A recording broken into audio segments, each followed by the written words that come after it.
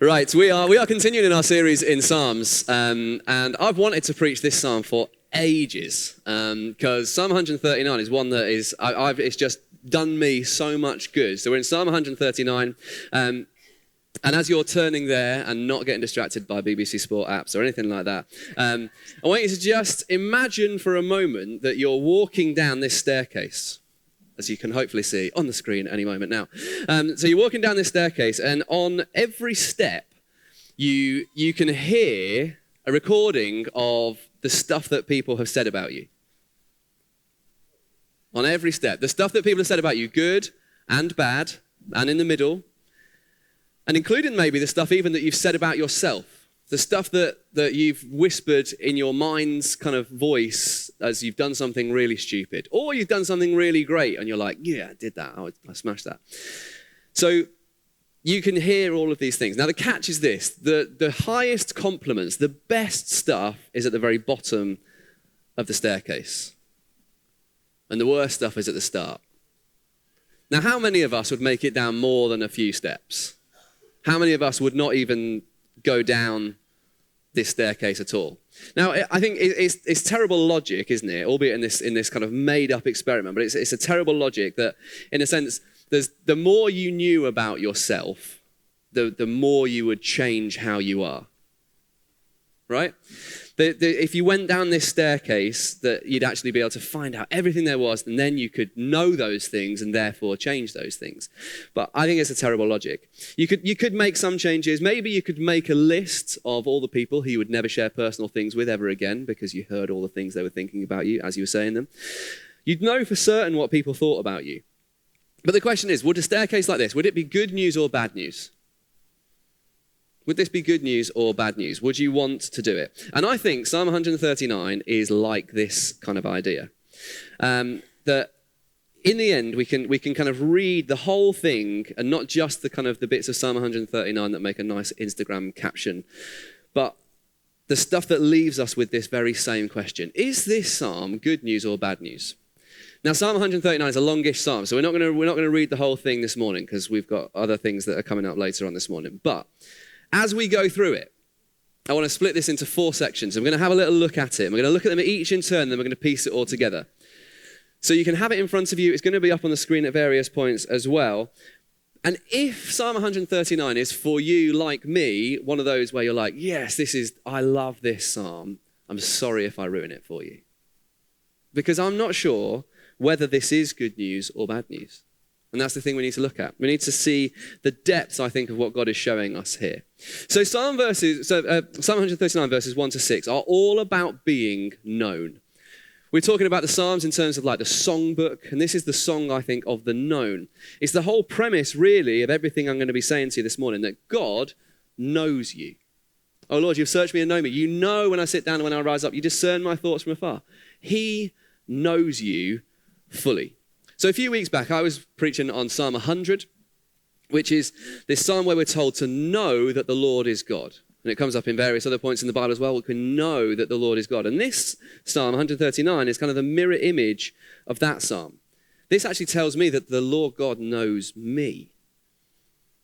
This isn't the same as kind of saying that God knows everything that is going to happen in my life. It's not some kind of predeterministic way of viewing the world. But also, it is telling us that actually God knows everything about us. Nothing is hidden from him. Nothing in your life, not your past, not your present, not your future, is hidden from him. He does know everything, but equally we are not just kind of so determined, therefore, by him that we're like pre-programmed robots. Okay, you're not just dancing to the tune that God has set, and therefore whatever he's already decided and knows is going to happen. That's not what this kind of idea helps us with here. But there's this pairing of these ideas that are brought together in these opening verses that are designed to help us to see, really, that God is always there. He's always with you, and he knows everything that there is. So whether you're sitting down or whether you're standing up, the 2 options, or lying down. Whether you're at rest or whether you're doing stuff. It tells us basically if you are an internal processor, which statistically half the room would be, ish. If you're an internal processor, he discerns your thoughts from afar. external processors. He knows what you're going to say before you even say it. He knows you. He knows all of us. He knows all of us in all that we do fully, totally, completely. It's a little bit like the God version of the Christmas song, Santa Claus is Coming to Town. He knows when you are sleeping. He knows when you're awake. He knows if you've been good or bad. So be good, for goodness sake. Which is a terrifying song. It's absolutely terrifying. Because if you read that song in a different way, it kind of gets really creepy. He knows when you're sleeping. He knows when you're awake. He knows if you've been bad or good. It's creepy, right? It's not good news, because Santa Claus is terrifying. So I'll be good. But in verse 5, we get this kind of glimpse behind this double-edged nature of this psalm. It says, you hem me in, behind and before. You lay your hand upon me. In other words, you are all around me. It's the psalmist saying, God, you're everywhere. But when you look at the Hebrew words that are used here for kind of hemming in, behind and before, laying your hand upon me, more often than not in the Bible, they are used in military contexts of like laying siege upon a city from every angle and not letting them out. Could also be, though, that this laying hands upon, it's very ambiguous. It could be like laying hands on, or it could also mean like a father's hand holding a child's hand. It's this double-edged thing. Now, if I think about holding my children's hand, if we skip through to like maybe slide 5 or 6, I think it is, Sean, with a picture of the hand, please. If I think about holding my children's hands, there's kind of a bit of both of those things going on, right? There's like a loving, tender kind of father-son type thing. But also, what I know, and when my boys are little, is I hold their hands like this person is holding their hands here. Now, if me and Alex held hands in a loving, tender moment, we would kind of just hold hands like this. But when I'm holding my children's hand, I just wrap my little finger around their wrist. Anyone else do that? Yeah? Because there's other things going on. It's not just, isn't this lovely, we're like skipping through a meadow. It's like, I'm holding your hand so you don't run in front of that bus because you're unpredictable. I'm lovingly leading them and guiding them, but I'm also stopping them from running off into the road or falling over and scraping their knees. So one commentator puts it like this in terms of this psalm: God's providential care involves both love and restraint. That's what real love looks like. And so as my kids get older, there's far more choice involved in whether they hold my hand, and it becomes more and more a choice of whether they want to be held onto. But you know those moments, don't you, when like it's maybe busy environment or something scary is going on, and then suddenly you find this little hand in yours, and it's like, oh, they still need me. Until one day, maybe there's no more hand holding and they run free on their own. We're not at that point yet, but I know it happens. But these verses are deliberately ambiguous. And they're an encouragement and a comfort to those who are humble and willingly put their hands in God's hands, who put our lives under his hand. But they're also this confrontation to the proud who say, I don't need you. There's both of these things going on. So as we're asking throughout this whole of the psalm, is this good news or bad news? Is this a comfort or is this a threat? Is this love or is this fear? So I think this is why verse 6 says, such knowledge is too wonderful for me. It is high. I cannot attain it. So just like it's beyond my 3-year-old's comprehension, why I wouldn't let him just go and run crazy in the middle of a park all on his own, to run off into the woods and discover if there are bears. It's too much for them. It's the same for us. To know why God deals with us maybe sometimes in the way he deals with us is too much for us. It's too wonderful. It's too high. I cannot attain it. We're not omniscient. We don't know everything. But God is. And he knows me and he knows you. Maybe more than you might care to know. And then this second section, from verse 7 onwards, it's like David, the psalm writer, has kind of had this revelation and he's thinking, God, you are everywhere. And you know me. And I know me. And I know what I'm like. And I know some of the things that I've done and some of the things that I've said. He's walked that staircase. In fact, David walked that staircase where everything was kind of on display in front of the whole nation. He did awful things, and he knew that he'd done awful things, and he knew that God knew that he had done awful things. And so now he's kind of saying, God, how do I get away from you?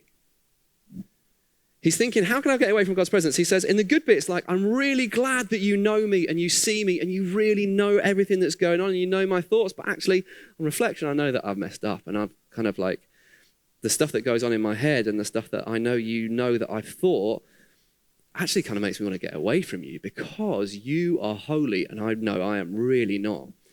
And so what David says is he basically goes through all the extremes of how he might actually flee from God's presence. We sometimes read this and go, where could I go from your presence? You're everywhere and you're so good. I don't think David's really saying it like that. I think he's going, where could I get away?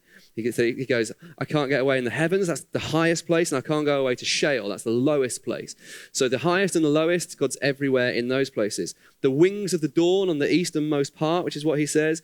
And then the furthest navigable parts of the sea on the west, which is in terms of like the geographical area of where he would have been talking about. That's where he was thinking. The east is as far from the west as you could possibly get. And David's going, I can't get away from you there. David realizes he's covered every base and comes to the same conclusion. There is no getting away from God. And so he thinks, well, if I can't get away geographically, I'll just go dark. I'm just going to hide. I'll hide inside my own head. I'll hide maybe behind my circumstances. I'll hide underneath a busy life. I'll just hide from God. Maybe for us, it looks more like even kind of hiding in plain sight. I'll go to church. I'll do the kind of the Christian thing, and then we kind of think to ourselves, I'll do the right things, and I'll kind of maybe even be in the light, and we go, like just like David sorts of things. I'll be safe in my own constructed little reality. I'll keep God in a box, and everything will be fine.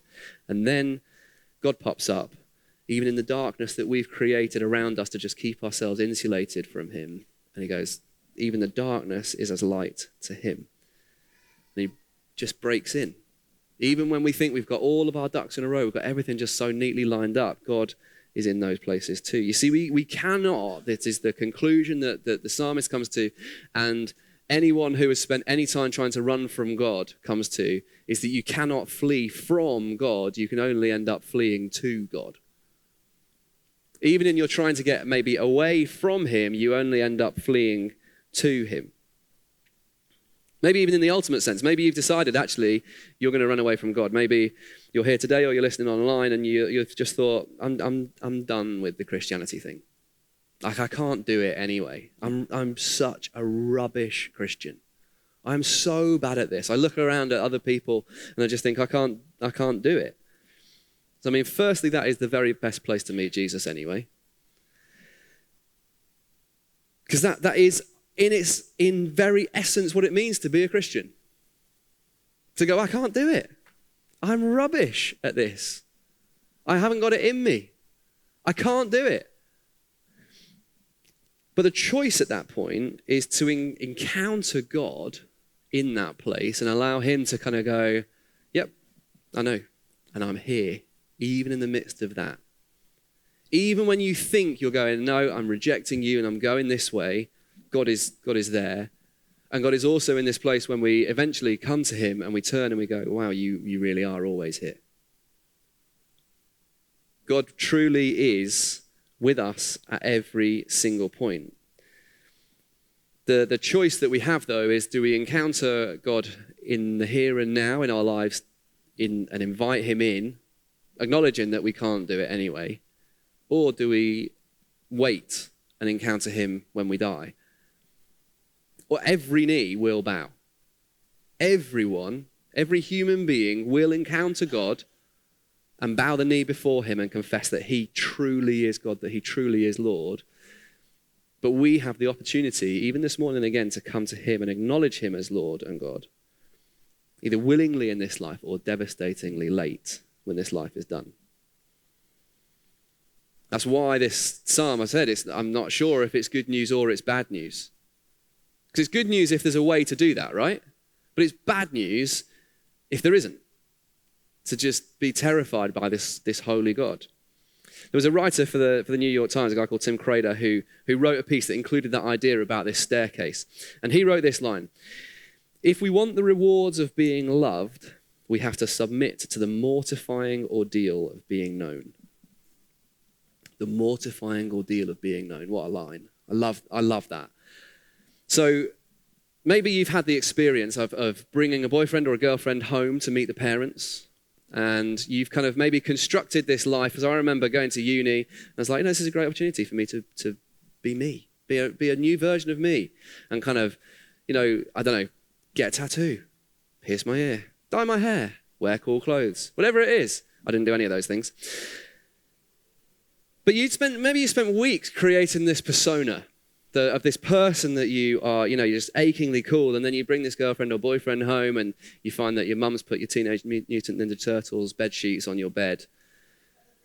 And, you've dyed your hair, you've got this piercing, you've got a tattoo of a wolf all over your back, and you arrive home and you're mummy's little soldier or your daddy's little princess. And you're known in a different way to maybe how you would want to be known. It's this mortifying ordeal of being known. You see, there's levels of knownness, isn't there? And we allow people in as far as we want to allow them in. So we hide behind a phone, or we hide behind a profile picture, or we hide behind not doing things because if we did that thing, then people would find out what we're really like. And we construct this kind of reality around ourselves, and there's levels of knownness. And that becomes more and more evident the more and more time you spend with someone, doesn't it? You see, no one can hide who they truly are behind a mask forever if you actually get to know them. And that's what's happening with David here. He's communicating something that's universal about the human experience, that we long to be known and we also long to be loved. And we are most often convinced that those two things cannot go together. They just can't, because we know what we're like, right? Hence why David's thought process goes from, God, you know everything about me. How can I get away from you? And we do that in our relationships. We do that with God and we do that with each other, and sometimes we do that with ourselves too. Maybe you found yourself acting in a similar way with people. I won't get too close. I won't let people get too close because then they'll know what they're really like. But I want people to be really close because I want them to know me. And it's tough. See, if they truly know what I'm like, then they'll never truly love me. As usual, Tim Keller puts this far more succinctly and brilliantly than I ever could. And he said it like this: to be loved but not known is comforting but superficial. To be known and not loved is our greatest fear. But to be fully known and truly loved is, well, a lot like being loved by God. It is what we need more than anything. See, if you can admit to how much God knows you, if you can assent to what Psalm 139 starts off saying, that God knows you, you can have this kind of love today. You can have that mortifying ordeal of being known because he already knows you anyway. And he loves you. And then what you'll start to notice is as you have that love in you, once you know that you're unconditionally loved, that Jesus really is here for you, even when he knows you, then you can start to see that kind of love spread into your other relationships too. So far we've seen then that knownness, to be good news, we have to be willing to let ourselves be known and not try and run away, not try and hide, and ultimately recognize that in trying to flee from God, we flee to God. And you can see so many other examples of this exact thing playing out. You can read Jonah. If you've been doing our life groups over the summer of the prodigal God, that is that in story form. It's allowing ourselves to be known by God. But the psalm moves on to explore that we're not just known now as we are, but actually that we have been eternally known. This is a beautiful passage of scripture that affirms your worth beyond anything anyone could ever tell you. You formed my inward parts. You knitted me together in my mother's womb. I praise you, for I am fearfully and wonderfully made. Wonderfully your works. This is stuff to put on your fridge. Get on a phone case. This is stuff to remind yourself of. It is wonderfully, wonderfully good news. You see, God has always known that he was going to have a you. Just as you are. Exactly like he intended for you to be. See, none of us can control the circumstances through which we arrive in the world, can we? No one is in charge of that. And I don't know your story, Maybe you were a longed for child that you were kind of born into the weight of expectation on your life because you were longed for. Maybe you were entirely unplanned by your parents and have carried a sense of unwantedness on your shoulders for as long as you can remember. Maybe you've never actually known one or both of your parents. Or you have and you wished you hadn't. Maybe there are things about you and the way you are, about your body or about your life or about your mind, that just make everyday life that much more challenging. See, none of these things are small things. But God has the same story about every single human being that has ever existed. And that is this, that the good news is, of whatever the circumstances that you are sitting here in front of me with today, or as you're listening back, you were planned. You were intricately formed. You were woven together by the very hands of God. All your days are known by him. Again, he's not pre-planned everything. He's not gone, right, you're going to do this, then that, then that, then that. He dignifies you. And you can trust that God is going to be the God who turns all things to good. Even the challenges that you're facing, even those things that maybe you have carried with you your whole life, even into today, you can trust that he is going to turn them into good, for your good, and for his glory, ultimately. So if there's a verse worth all of us learning in the modern age, it's Psalm 139, verse 14, and it says, I praise you, for I am fearfully and wonderfully made. Wonderful are your works. My soul knows it very well. Like the deepest part of me knows very well that I am fearfully and wonderfully made. So more literally in the Hebrew, there is no and there is no made in that sentence. So it reads more like, I am fearfully wonderful, which I just think is cool. Isn't it? You are fearfully wonderful. You can stick that on a fridge magnet. You can put that on your phone case or on a background on your phone or something. You see, if we find ourselves comparing ourselves to seemingly perfect figures on TV or social media and wishing you were like less you and more them, you can remind yourself that you are made in God's image. I want you to think of it like this. There's a little statue that was a prototype by Michelangelo, the famous sculptor and artist. And it was a prototype of a later piece that was never finished. Okay, so 500 years later, they've discovered what they think is Michelangelo's thumbprint or fingerprint on this sculpture. Okay, 500 years later, they've discovered this. And that sort of stuff makes arty people very excited. Okay, there was a lady called Petter Mature. She said this. In fact, let me read this quote. Specifically, the would-be fingerprint was discovered on the statue's buttocks. Didn't think you were going to hear that word this morning at church. And then she said this. It is an exciting prospect that one of Michelangelo's prints could have survived in the wax. Petter Mature, the Victoria and Albert Museum senior curator. Such marks would suggest the physical presence of the creative process of an artist. It is where mind and hands somehow come together. A fingerprint would be a direct connection with the artist. Imagine if you had the same perspective on a lumpy bum or a flattened buttock or something about you that you look at and go, oh. It's actually the fingerprints of having been intricately woven together and formed, that you are fearfully wonderful. See, one commentator says it like this: the emphasis in Psalm 139 is not simply on the quality of workmanship, fearfully and wonderfully made, but instead on the mystery of human creation itself. The psalmist acknowledges that human creation from its beginning is a mystery and a wonder known only to God. Which is why David basically says at the end of this section again, This is too much for me. Even if I was to count all your thoughts, it's more than the grains of sand. If it's too much for your tiny brain to kind of live in the good of knowing that you are truly made by God. You're in good company. The rest of the whole world ever is also trying to work that out. It's okay. Cut yourself some slack if you struggle to believe that actually you are fearfully wonderful all the time. But in this moment, let me tell you it's true. It is true. Keep going back to that, reminding yourself. Do what the psalmists do and look to God rather than constantly looking at yourself. And so mostly, this is where the songs that are based on Psalm 139 stop.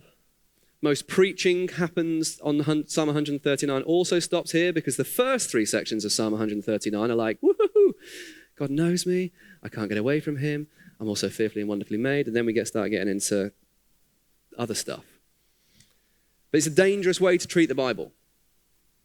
Really dangerous, because we start to end up thinking, if we just read sections 3 out of 4, that this is all about us, when in fact, the Bible is always all about God. Psalm 139 is not an ego-stroking psalm.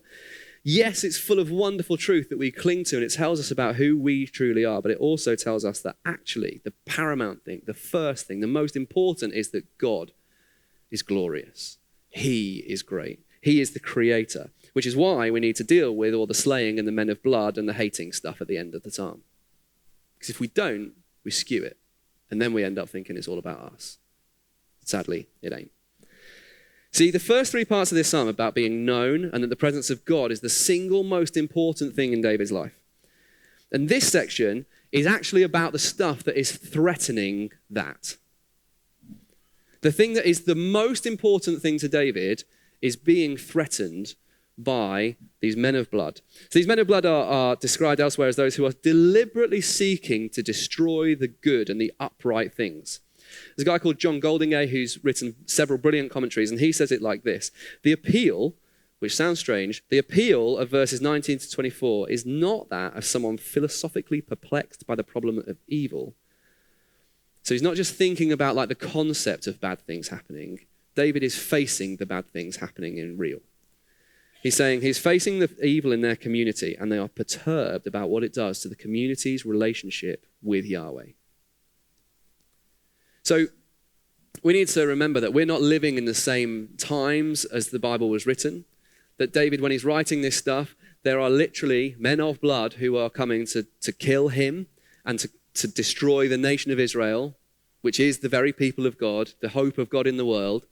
And so when he's talking about this stuff, it's very real. Now, in the same way, stuff threatens us. The question is, are we as ruthless at dealing the things that threaten our relationship with God as David is? Would we ever allow ourselves to talk in these kind of terms? Do I not hate those who hate you, O Lord?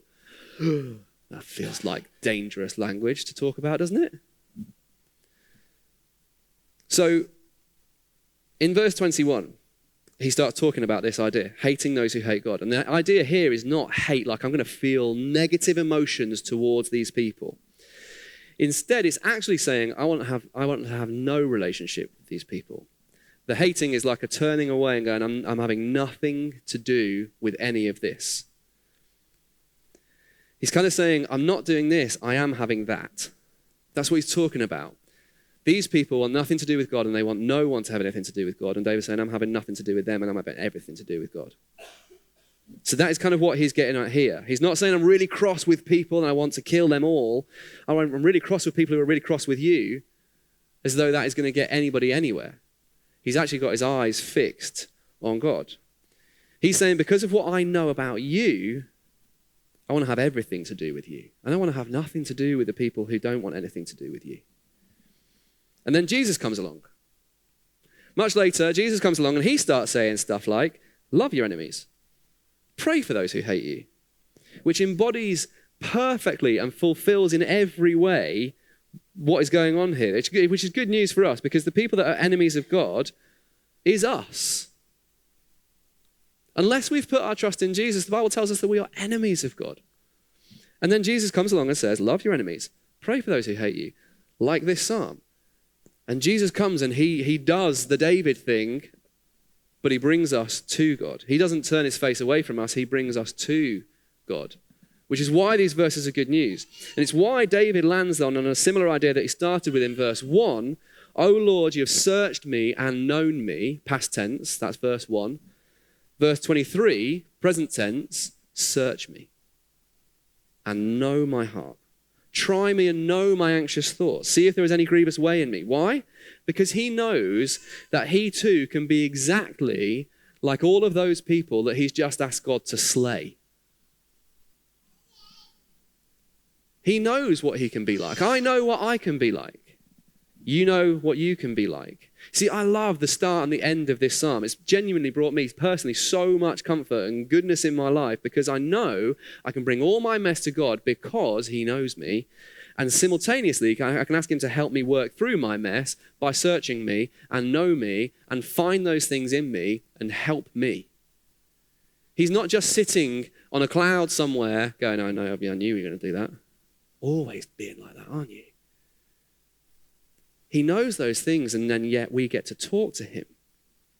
He already knows that you're not just a bit complicated, but that you are incredibly complex. And therefore we can come and we can ask him to help us. And so here's the thing for today, and we're coming into land. You can be assured of the fact that you are fully known and that you are fully loved. And that it's precisely because of the fact that you are fully known and fully loved that today you can pray stuff like 23 and 24. Search me, O God, and know my heart. You don't have to pretend, you don't have to hide. You can come to him. You can say to God, help me figure it out. Help me work out how to live in this world, how to do this life. You see, for all the comfort of knowing that we are intricately woven together, there's the back of the weaving, which is a mess, right? It's often extremely complicated, and it's threads that are tangled and messy, especially when they get tangled up with other people's mess. And so the question, Psalm 139, is this good news or bad news? Is this psalm a comfort or is this psalm a threat? Is this psalm praise-inducing or fear-inducing? If we put it another way, are we reading this psalm or is this psalm reading us? And the answer for all of us kind of hangs on one thing. And that is, are you a good person or a bad person? Because if you're a good person, this psalm's great news. You search me and you know me. You know all my ways. Where can I flee from you? I don't need to worry about fleeing from you. I'm great. But if you're not so great, maybe it's not so great news. Sadly, the answer for all of us is that we're not good enough as people to be able to come into the presence of a holy God, a perfect God. So we're stuffed, right? Thanks for coming. Let's watch the football. We would be if it wasn't for Jesus who came and lived the life that we cannot live and died the death that we deserve and we were supposed to die. You see, it's Jesus who offers us his good enoughness that we could never do. We could never earn. And so you can keep running from him. You can keep hiding from him. You can even keep hiding in plain sight. You can be here at church today. You can do all the stuff that looks like you're letting God into your life. Or you can come before him and acknowledge today that you need to confess, be honest, say to him, I know I am already fully known. Fully loved. Despite all of those things that would have been said about us on those first few flights of stairs as we go down, all the terrible things that people might think of us, that we might think of ourselves. There's already there. You can't change those things. You can't get rid of those things. But what we can do is allow God to lead us and take us and start to believe the stuff that he says about us at the bottom, which is the stuff that he's written for us here, that I am fearfully wonderful. And that because he is the perfect example of what it means to live that, and I am now in him, that I can have hope. That I can know that I am truly loved beyond measure. That I am fearfully wonderful. And then I can start living in the good of it. I want to actually just pray for us. We were going to sing. I'm sorry, we're not going to sing. But I'm going to ask us to just stand for a moment.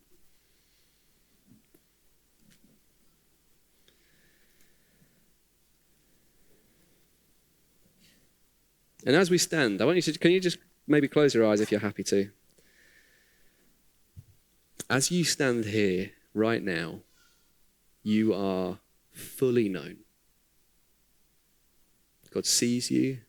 He knows you. He knows everything there is to know about you. He knows more about you than you know about you. And there is an enemy who would love right now to whisper all the things on those first few flights of staircase, all those things that he would accuse you with and lie to you about and tell you that those are the things that mean that God could never do anything with you. And neither would anybody else want anything to do with you either. But I'm going to ask the Holy Spirit right now to come and do what he does, which is be the Spirit of truth and reveal to you afresh that you are fearfully wonderful, that you bear the marks of the Creator, that his fingerprints are all over your life, that you are deeply loved as just as much as you are fully known.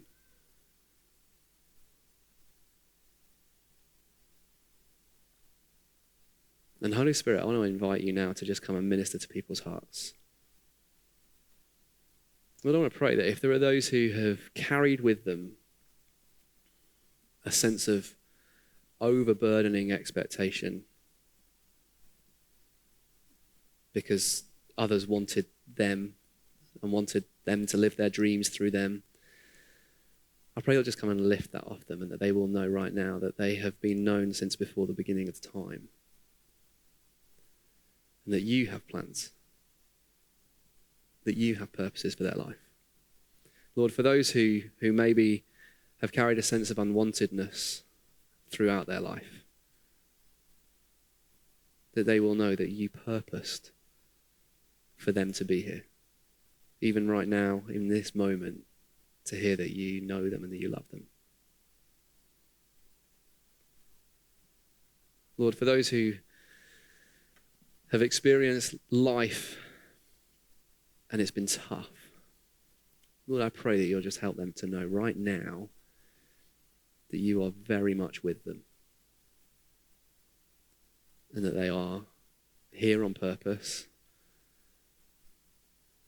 and that they can be here with purpose and that, Lord, from even in this very moment, they can live on purpose. But I pray that you will just start dropping into people's minds and hearts right now stuff of the future, hope, things that you're calling them to, things that you want them to be doing, people you want them to be going to, places that you've got for them. Lord, that the stuff of the past that we would so easily let hold us back will be thrown off. And that we'll fix our eyes on you, the author and perfecter of our faith. And as we do so, Lord, that you'll help us to be able to run the race. Lord, I thank you that you know us so fully and you love us so completely to the point that you would go through that mortifying ordeal of being known, literally. You died for us. You went to the cross on our behalf, so that we could be known and loved and welcomed in. Lord, I pray you'll strengthen my brothers and sisters here this morning, that each and every one of us would know in no uncertain terms that we're yours and that we will run to you. Amen. Amen.